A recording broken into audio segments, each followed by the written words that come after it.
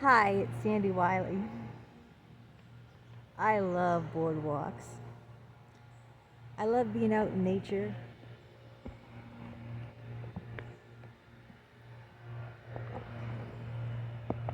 It's how I de-stress. Today I want to talk about addictions. Yes, there's all kinds of addictions. I don't have exactly the best lighting out here, but a lot of people have addictions, and addictions aren't just the substances. I have an alcohol addiction. I'm addicted to alcohol, but people can be addicted to things that you don't even consider addictions. Like some people are addicted to their work. Some people are addicted to other people. Some people are addicted to shopping. A lot of women fall in that category. Addictions are not healthy because they take over our lives. That's why they're called addictions. Like, for instance, a workaholic. A workaholic works to the point that they don't make time for their family and loved ones. And usually people have these addictions because it fills a void, right? A healthy person doesn't want to work like 70, 80 hours a week, right? It's not healthy. A healthy person doesn't drink 4 or 5 vodka drinks like I do every night. That's not healthy. A healthy person doesn't go through their bank account and they can't pay their bills because they're shopping online for things they don't need, like clothes or appliances or whatnot. So yeah, addictions fill a void. The person is using that, whether it's work or addicted to a person or alcohol or substance or food. A lot of people use food. They're addicted to sweets or snacking. They're using that to fill a void. I know I'm using that to fill a void. I got addicted to alcohol late in life, in my late 40s. Before that, I never had a problem with alcohol, never. I would have an occasional beer or two with pizza, like on a Saturday night, or if I went out to dinner, I would have like a cocktail or two, at most maybe once a week, but I never drank every day. I never even had a glass of wine every night. And what happened was, I told you in my last video about codependency. Well, I became dependent upon my psychologist, Dr. 𝗷𝗁𝗂𝗃, and he became an addiction for me. And when he pulled the carpet out from under me, woo, then I turned to alcohol, another drug. Yeah, I mean, love is not a drug. That's really, it's not love when someone is obsessed with someone. It's an addiction. And people can have addictions to sex too, you know? It just means that you can't live without it. A normal sex life is supposed to be fulfilling, but it's not like you have to have sex around the clock, like several times a day. That's an addiction. See the difference? An addiction takes over you. A normal workload or a normal sex life or a normal relationship with a person, you know, that doesn't control your life. Addictions control you. That's why they are called addictions, because they control you. So now I'm addicted to alcohol. I've given up my unethical psychologist. In fact, I don't see any psychologists anymore. And it's very hard and painful because I know on the one hand, alcohol is very bad and it can give you all these health problems like heart disease and cancer that runs in my family. Whoop. I think it was birds. So I know I'm like struggling so hard because I know it's bad, but it feels so good. In the moment, addictions just are incredible, right? Whether it's sex or it's alcohol or recreational drugs, like, I don't know, heroin. I don't do recreational drugs. I know alcohol is a drug, but I'm saying I don't do those other drugs. I do the drugs that you walk in the liquor store or the supermarket and you buy, not the ones, you know, that are illegal. I know pot is legal. That's another drug. But I'm not saying I'm better or for doing the alcohol, or I'm not putting anyone down. I'm just saying that's what I do. But I never did it before until I got addicted to my psychologist through codependency. And then because of his extreme abandonment, when he withdrew, that really hurt me. He just stopped. I don't know what happened.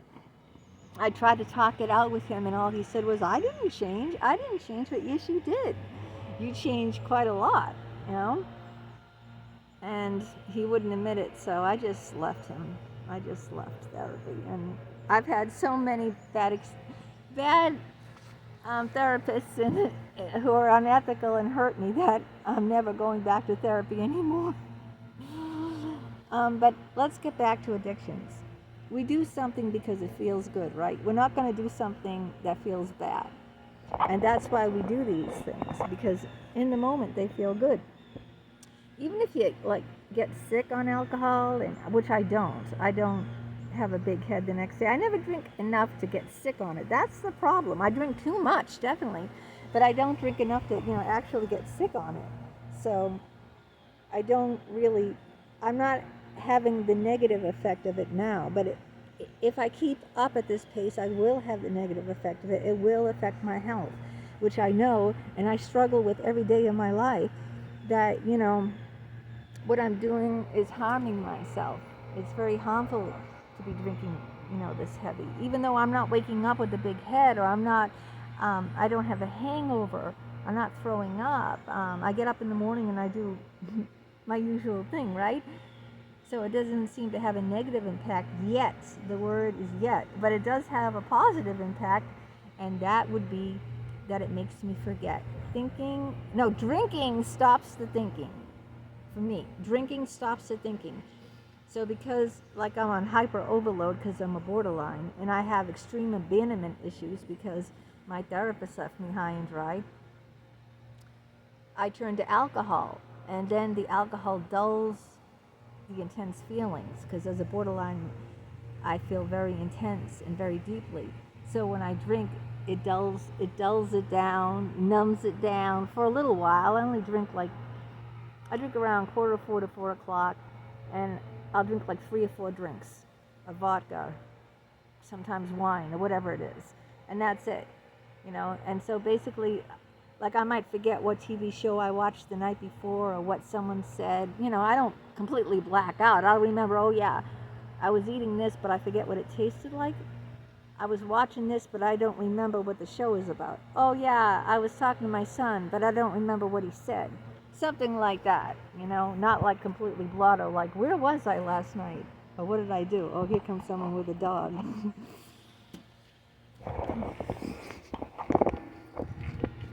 I'm just taking a video. You look lovely. Oh, thank you. So I'm out here in the wetlands where I live.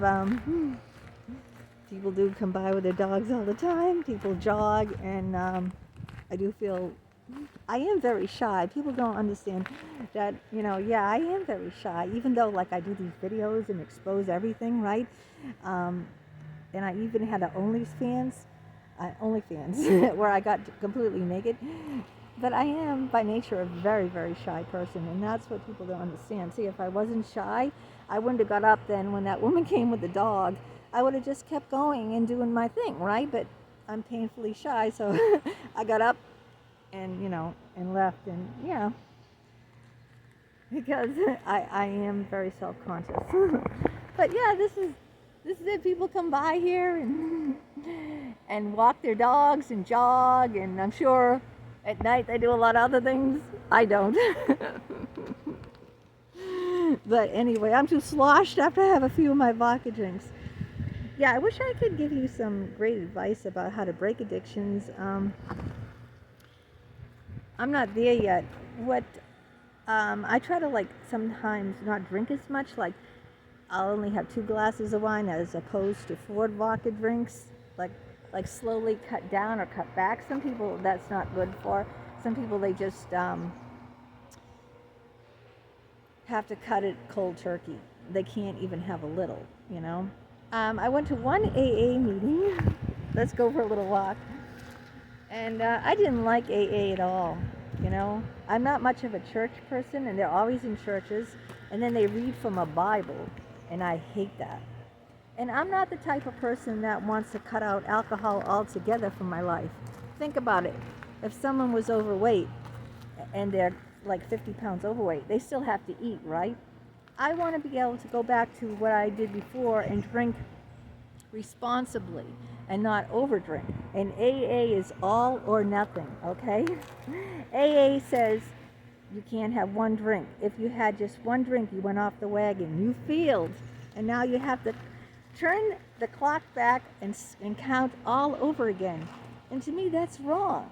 You know, if some people can handle one drink and they want to cut it all off, fine. Good for them. But other people like me don't want to do that. Don't want to just, they want to be able to have a drink or two, you know, on occasion without having to cut alcohol completely from their lives.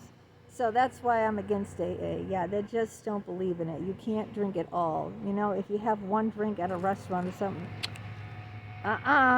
you failed. You have to set that clock back. You know, you went off the wagon. So, and they read from a Bible, then they pass around a basket. You have to put money in, or you feel obligated to. Look, I'm not knocking AA. If AA works for you, great. I'm just saying I don't like AA. And remember, all of these videos are just my personal experiences with things. I'm not telling someone don't go to AA. I'm not telling someone don't go to a psychologist. Don't get therapy, okay? These are just my personal opinions, my personal experiences. I'm not telling you guys what to do. In fact, I'd like your opinions. You know, down below in the comments, give me your opinions about, tell me what your addictions are. If you have addictions, or if you had addictions and got over the addiction, drop me a line too and say how you got over the addictions, and maybe I can learn from you. Right now, the best thing I'm trying to do is cut back, you know. Instead of, like I said, drinking vodka, switch to wine. Instead of having 3 or 4 drinks of vodka, have 2 glasses of wine. Try to stick to that, like taper. But like I said, to some people, that doesn't work for them. They have to go cold turkey. You know, get some support. Go to meetings if you want to go to meetings. You know, get a therapist. I don't have all the answers. I'm still struggling, but isn't this place wonderful? Yeah, so this is where I come, and there's more to talk about this later on. This is just the beginning of my doing these videos on psychology and mental illness. And, you know, addictions are kind of like an illness. Some people are biologically addicted, and they can't stop alcohol because it will kill them. That's a biological addiction where they'd have to go to, they'd have to get detoxed and go to a rehab. I'm not at that point where I'd have to go to rehab and get detox.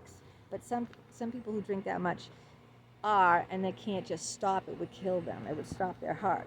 So they would have to go to detox. And they have like the Betty Ford clinics. They have all these clinics to help people like that. So some people have to hit rock bottom and, you know, go to a detox place, and that's great. You know, if that helps them to stop their addiction, then that's awesome. But yeah, addictions, they really are harmful, even though they feel good in the moment. Whatever your addiction is, whether it's overeating, or it's overworking, or over exercising, or it's alcohol, or it's food. Overeating, or work, overworking, whatever it is. You know, it might feel good in the moment, but it's really blocking out a lot of things, isn't it? That's what it's about. We want, like drinking stops the thinking. We want to block those things out. And that's what the addiction does. It numbs those things that we just don't want to deal with because they're really traumatic for us, and they're very painful for us. So we use whatever it is, a person, a substance, food or work or exercise, to block that out. And that's what it's about. So Drop me some comments and tell me about, your addictions if you have them, or if you overcame your addictions, how you overcame them. And we'll continue the discussion about it, because it's not like a one-time discussion, is it? No, it's an ongoing battle. All right, take care.